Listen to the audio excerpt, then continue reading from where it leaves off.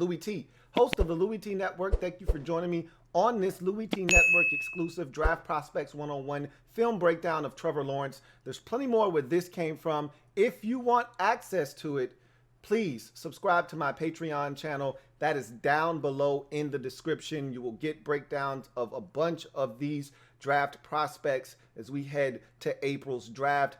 If you're not following me on IG or Twitter, make sure you do that as well, because I'll be uploading tidbits here and there from different prospects as I go through my evaluations of these players. And I'll have a clip here or a clip there and there. It may not be on YouTube. It may not be on Patreon. It may not be on Twitter. It may only be on IG, or it may only be on Twitter. So make sure you're following me on all platforms so you don't miss out on any of this draft content. On Twitter, it is at LouieTeeNetwork. On IG, it's LouieTeeNetwork_. All of them can be found down in the description of this video. All links and things that you need to be all locked in on the Louie T Network can be found in the description of every single video that is uploaded. With that said, don't want to bore you. Want to get right to the film breakdown of Trevor Lawrence. Again, much more where this came from. If you want the full enchilada, make sure you subscribe to my Patreon channel down below in the description. Enjoy the film breakdown. Look forward to chopping it up with you next time. Film session, Trevor Lawrence. More than likely, your #1 overall pick in the 2021 NFL Draft. We'll highlight the positives, show you some of the negatives from a 2019 contest versus Texas A&M. Let's jump right into it. So the first snap we're going to take a look at is a 3rd and 5 on the opening possession of the game for Clemson. A little bit of pressure here for Lawrence. He's going to slide to his left just to create an extra second or two to buy himself some time to allow the receiver to get open, throw an accurate ball to his receiver to get the first down. And so it's a great play. It's the kind of play that, doesn't jump out at you, but it's just the small nuances. So the first thing you're going to notice here is Travis Etienne responsible for the blitz. He does a terrible job of picking up that blitzer in pass pro. He whiffs. And so what that does is it adds immediate pressure to Trevor Lawrence here. And instead of him looking at this pressure, he just senses it, okay? So instead of dropping his eyes and looking at the pressure, he just senses it. He feels it, keeps his eyes up on his target, drifts to his left towards the target, and then throws an accurate ball that his receiver can catch. As you see there, get up the field, first down, move the sticks. So this is one of my favorite plays from Trevor Lawrence, and it's a great example of him being able to diagnose what the defense is doing, knowing the route combinations that he has against the defense and taking advantage. So first thing he's going to notice is this middle linebacker screaming like a banshee, getting out of there down the field. And what that tells him right away is this is Tampa 2. Now, he's going to also get a key from the cornerback out here and the safety as well on that same side of the field. And so he takes the cue from the linebacker. He sees this cornerback out here flat-footed. You've got the safety getting depth to cover his deep half of the field. And so this wide receiver is responsible for taking an outside release. And he's going to try to hit the receiver here in what we call the honey hole, okay? In between the corner, the cover 2 corner that's going to try to sag underneath this route, and the safety coming over the top. It's a small window, and you've got to be extremely accurate. You've got to put this football on the outside shoulder of this receiver because you want to throw it away from the safety but over the top of the cornerback. Trevor Lawrence knows this, and I want you to look at where he puts this football, guys. He couldn't have walked up and handed it to this receiver any better. Right before the safety can get over, away from him towards the sidelines, over the cover 2 cornerback. This is gorgeous. Take a look at this again at real speed. Look at where he drops this football. Next play we're going to take a look at is Trevor Lawrence, the playmaker. And if you're going to be the #1 overall pick in the draft, got to be a playmaker. So what you'll notice first is that this left tackle is getting beat here. And what's going to ultimately happen is this defensive end is going to flatten to Trevor Lawrence. And if he doesn't step up to evade him, he's going to get sacked. And so Lawrence recognizes that. He steps up to avoid the pressure. But now he's got to vacate, okay? Now he's got to extend. He's got to get out of the pocket to extend the play. And this is why your coaches tell you don't play hero ball. So what you're going to see here is the safety 30 yards away from Trevor Lawrence, and he decides, I'm going to go and get Trevor Lawrence before he can find someone to get the football to. Well, that's going to free up this receiver to do a pirouette, turn, get up the field, and as we know, when a quarterback's scrambling out to your side, if you're short, you run deep. If you're deep, you come back. That receiver turns up the field, and Trevor Lawrence hits him. This is a gorgeous play by Trevor Lawrence, avoids the rush, gets outside, finds his receiver, throws an accurate ball, touchdown. Here on this second down, we're going to take a look at Trevor Lawrence just identifying the easy money. You're going to see Texas A&M in some sort of man match with principals, and they get a little confused as to who has the running back out into the flats. He's wide open. No need to delay here. Get it right to your guy at 2nd and 6. He's going to pick up the first down. Allow him to do the work for you. And this is a great job of just getting to the check down immediately. No need to wait. They're confused. He's open. Get it to him. It's a great job of dissecting that by Trevor Lawrence. Another example of Trevor Lawrence, the playmaker, here on 2nd and 10. This time, he's going to showcase the wheels, however. So what you'll notice on this play is all 4 of his eligibles are covered, okay? There's nowhere for him to go with this football as he gets to the top of his drop. He then notices there's a nice big opening for him to take advantage of. No need to delay. Let's take advantage of that and go much faster than slow. I'd like to see him not lower his shoulder there. Okay, it's not 3rd and 10, it's 2nd and 10. I don't want him taking that shot, but all things considered, this is what playmakers have to do. You want to be the #1 pick in the draft, you better have some wheels. He's got them, and he can showcase them at any time. Love this next play from Trevor Lawrence. It's a 1st and 10. You're right around the 30-yard line. Opportunity to take a shot down the field. He gets great protection here. And your first inclination when you see this play is, man, that's an inaccurate ball. Receiver's got to stretch behind him. What is he doing, man? But when you take a closer look at this is an excellent, accurate throw by Trevor Lawrence. And you'll get a great look at it from the end zone copy. And look, he's going to drop back. Great protection here. That's the first thing you notice. But he steps up into the pocket and delivers a rifle shot. Look where this ball is. You see where that ball is? You see the placement of it?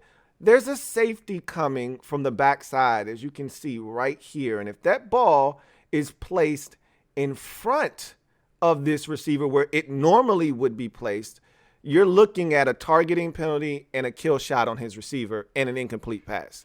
Instead, he puts it away from the safety where only his guy can get it.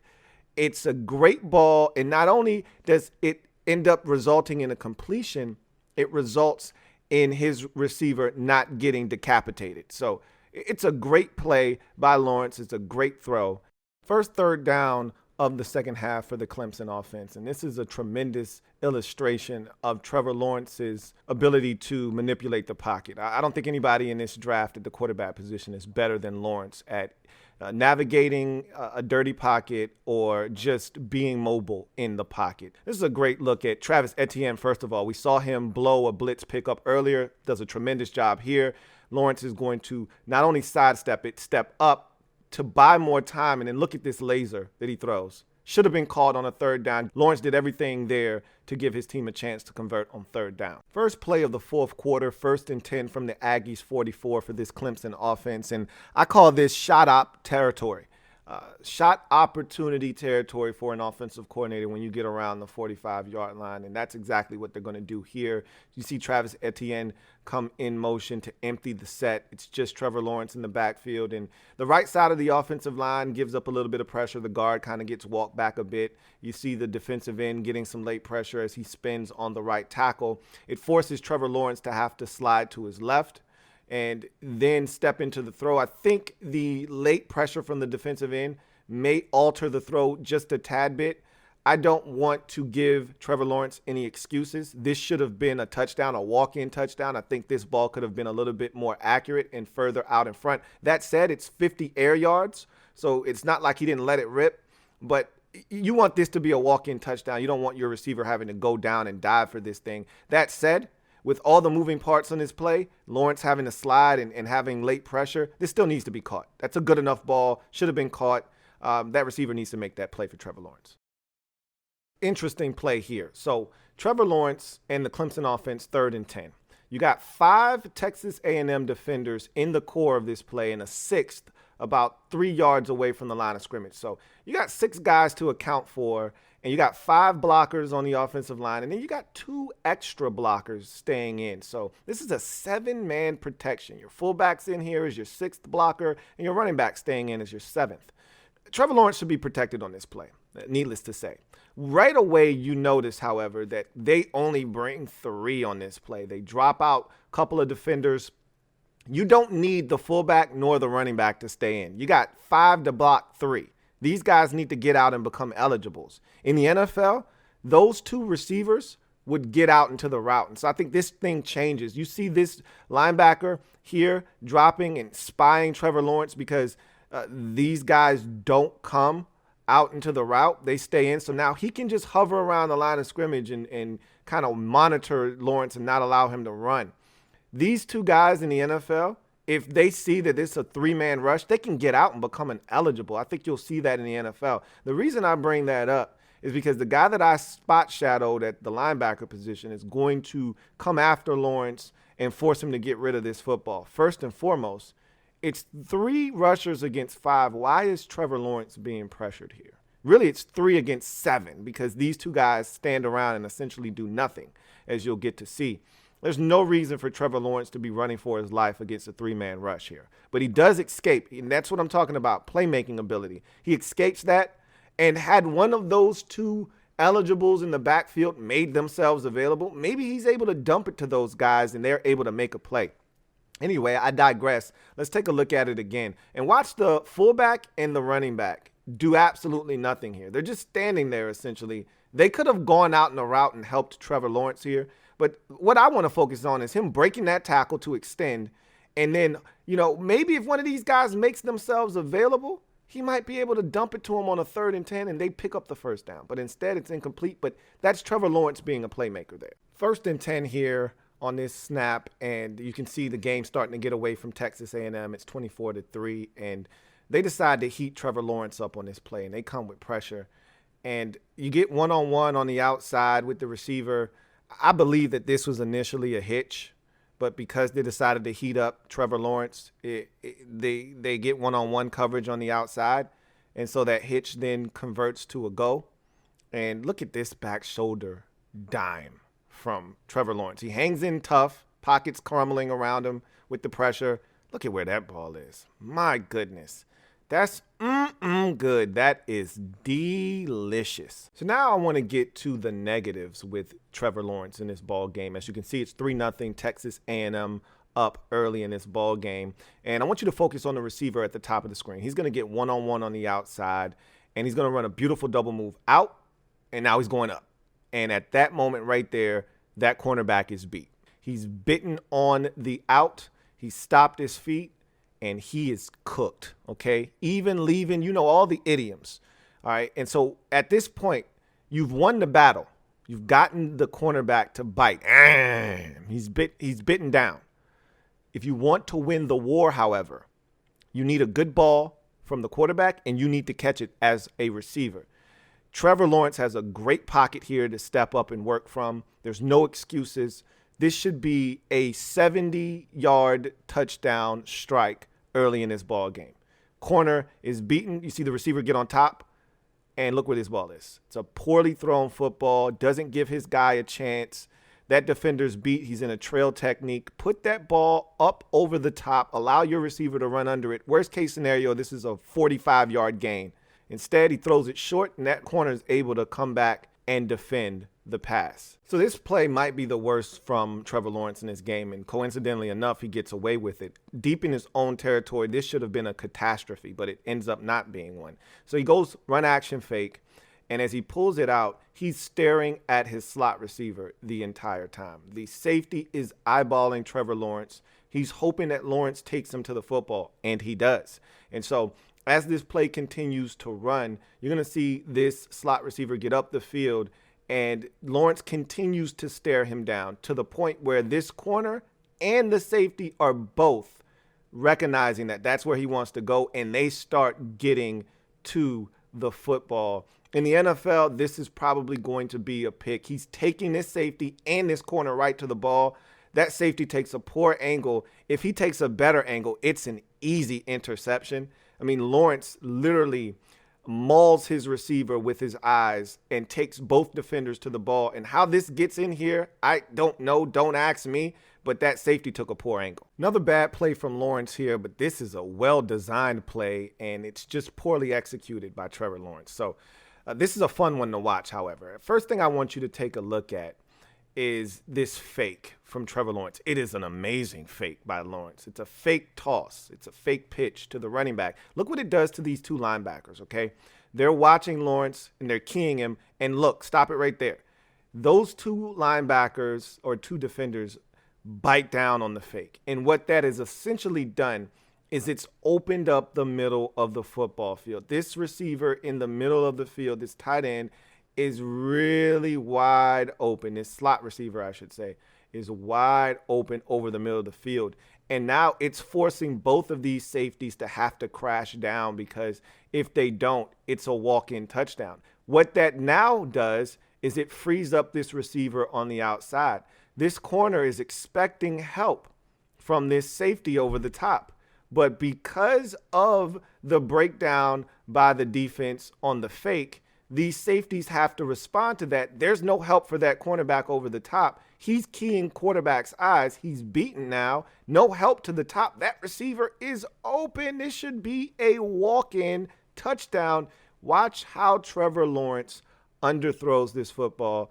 He pulls the string on this thing. This should have been an easy sixer. Instead, it's incomplete. And I got to thank Chris Cooley for that phrase, sixer. I like it. I like it a lot.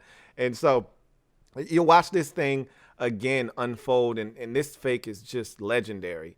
Got him. Both of those guys react. You got the slot receiver open. Those two safeties react. That corner's beaten. It's pass interference, but don't leave this to chance with the officials. Get the six yourself. It was there. He should have thrown it better. So this is the last clip we'll take a look at. It's a 3rd and 5. Should have been a touchdown. I've talked about Trevor Lawrence and his inconsistency on the deep ball, and this is another example of that. So you're going to see the slot receiver win on a slot fade, and it's great protection by the offensive line. Again, no excuses for Trevor Lawrence here. He's got plenty of time to survey the field and step into this pass and put it where it needs to be for a touchdown. And he just pulls the string on it again, just like we saw in the previous play where it's a shorter pass. We saw one earlier where he allowed a defender back into the play and knock it down. This has to be a touchdown. There's no ifs, ands, or buts about it. That's wide open in the NFL. You get a corner to stop his feet, and you're able to win up the field vertically. You've got to lead this receiver up the field. That corner is beaten, and instead he's able to turn, locate, and pick the football off. Shouldn't have happened. Louie.